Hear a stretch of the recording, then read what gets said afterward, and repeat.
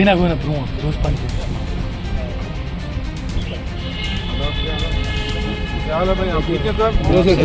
शोएब शोएब शोएब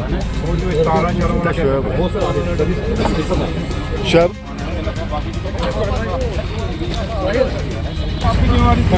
طلع اكتيفيتي وركينج شارت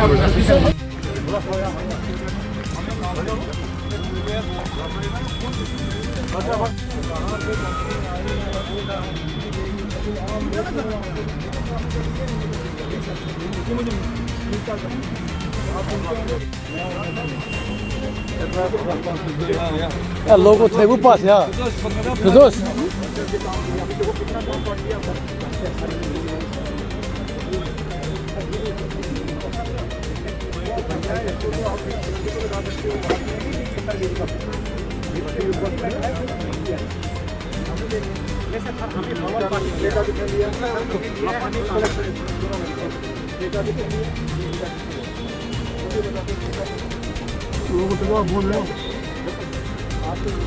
लोगों में उसका शो रिकॉर्ड करा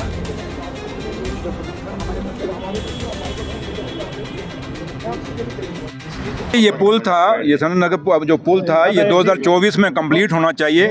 एक साल का इसका टर्नओवर था, ठेकेदार नहीं कर पाया और मैंने वही देखने आया था कि पुल क्यों नहीं कंप्लीट हो रहा। और मैं देखूंगा अगर मेरे ऑफिसर किसी की गलती होगी तो उसके पे भी एक्शन होगा। और ठेकेदार साहब को मैंने साफ कह दिया कि आप ये सोचें कि आपके कहने से ये काम चलेगा, नहीं, ये डिपार्टमेंट के कहने से काम चलेगा। और मैं हैरान हुआ जब मैंने पूछा कि ठेकेदार ने पेमेंट कितनी ली है, क्योंकि इसको अलाटेड वर्क जो है वो 29 करोड़ का है इस पुल का, और पेमेंट उसने अभी तक ले चुका है 2023 से लेके आज तक 23 करोड़, पीछे रह गया 7 करोड़। तो भैया 7 करोड़ क्या पेमेंट है इतने बड़े काम के लिए? तो इसलिए ये इतनी पेमेंट कैसे होगी, ये भी सवाल खड़ा करता है। मैं अपने ऑफिसरों को पूछूंगा, मैंने चीफ इंजीनियर साहब को कहा है कि ये भी इंक्वायरी करेंगे, क्योंकि उनको अभी चार्ज मिला है। तो इसलिए मैं अपने ऑफिसरों को, मैंने चीफ इंजीनियर साहब को कहा है इसकी इंक्वायरी करें, ये पैसा इतनी पेमेंट कैसे होगी, और वर्क डन जो हुआ है वो भी पूरा कैलकुलेट करें कि क्या इतना काम हुआ है जितनी पेमेंट हुई है। ये चीज़ें सारी नोटिस की जाएंगी और जो इसने टारगेट मिस किया है इसकी पेनल्टी लगाएंगे। और अगर ये काम नहीं कंप्लीट करेगा, अब 15 नवंबर तक टाइमिंग हमने दे दी है इसको,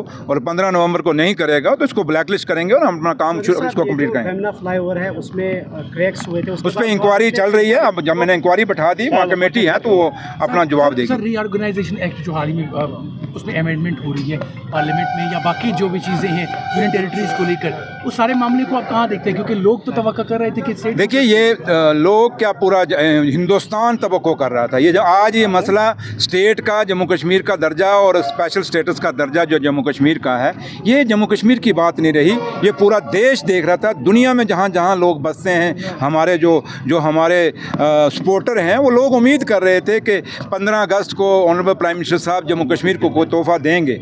लेकिन 15 अगस्त भी हमारा मिस हुआ। लेकिन कल जब परसों रात को ये खबरें चली कि कल बिल पेश हो रहा है, तो लोगों को यही तवक्को की थी कि जम्मू कश्मीर का जो वादा प्राइम मिनिस्टर साहब ने किया था, जो वादा हिंदुस्तान के होम मिनिस्टर साहब ने किया था, जो वादा ऑनरेबल सुप्रीम कोर्ट ने किया था, वो वादा निभाएंगे। और कल जो बिल आएगा, जम्मू कश्मीर को अपना स्टेट का दर्जा वापस मिलेगा। लेकिन बदकिस्मती के साथ कहना पड़ता है कि वो स्टेट का दर्जा का रेजोल्यूशन लाने के बजाय, वो बिल लाने के बजाय, और एक न्यायिक शोशा लेके आ गए कि भाई जो मंत्री को ईडी पकड़ेगी या किसी चीफ मिनिस्टर को पकड़ेगी या किसी भी सरकार को कोई लीडर होगा उसको पकड़ेगी तो 30 दिन के अंदर रहेगा, तो 31 डे को उनका सब कुछ ख़त्म हो जाएगा। ये तो सरकारों को ख़त्म करने वाली बात थी। तो लिहाजा हिंदुस्तान कुछ और उम्मीद कर रहा था इस बिल से कि जम्मू कश्मीर को क्या मिलेगा। लेकिन हमें ये कल के बिलों से ये ऐसा लगा जैसे ये फिर अंग्रेज़ी राज की तरफ हिंदुस्तान बढ़ रहा है। और जो अंग्रेज़ों ने हमारे साथ जोर ज़बरदस्ती की थी, उस 200 साल जो गुलामी हमें रखा था, कहीं ये भी तो हमें गुलाम करना तो नहीं चाहते। ये बिल का नज़रिया यही लगता है। तो लेकिन है कि हिंदुस्तान का नौजवान बहुत जागरूक है, और वो जागरूक पढ़ा लिखा हिंदुस्तान है। ये 47 से पहले वाला हिंदुस्तान नहीं जहाँ अनपढ़ता बहुत ज़्यादा थी। अब वो माहौल नहीं, लोग पढ़े लिखे हैं, जागरूक हैं। ऐसा कानून कभी पास नहीं होना देंगे। कल आपने हिंदुस्तान के उस पार्लियामेंट, जिस पार्लियामेंट को हम मंदिर के रूप में देखते हैं, जिस पार्लियामेंट को हम मस्जिद के रूप में देखते हैं, जिस पार्लियामेंट को हम एक गुरुद्वारा साहब के नज़र से देखते हैं, क्योंकि वह हज़ारों लाखों कुर्बानियाँ देने के बाद उसकी नींव जो है कुर्बानियों पे टिकी हुई है उस पार्लियामेंट डेवलपमेंट की। तो इसलिए उसको जब हम ऐसा एक पवित्र स्थान देखते हैं तो उम्मीद यही करते हैं कि वहाँ से जो भी कानून निकले वो हिंदुस्तान के भविष्य के लिए निकले, इन नौजवानों के रोज़गार के लिए निकले, इन नौजवानों को जोड़ने के लिए निकले, ना कि हम हिंदुस्तान को टुकड़े टुकड़े करने की कोशिश करें, बल्कि इस हिंदुस्तान की वो जो खूबसूरती है अनेकता में एकता, उसी अनेकता और एकता को अगेठा रखने के लिए ये काम करेंगे। हम ये उम्मीद करते हैं, लेकिन अभी भी कहते हैं शाम का बोला हुआ सुबह वापस आ जाए, तो उसको बोला नहीं कहते। अभी भी अगर आप स्टेट का दर्जा वापस देते हैं तो तब भी हम हिंदुस्तान का प्रधानमंत्री का शुक्रिया अदा करेंगे। कैंपेन को बड़ा क्रिटिसाइज किया जा रहा है। ठंडी नहीं पड़ी मेरे भाई, आप जल्दबाजी में, पता नहीं मीडिया क्यों है। 11 साल उन्होंने पुल नहीं बनाया, उनको किसी ने नहीं पूछा।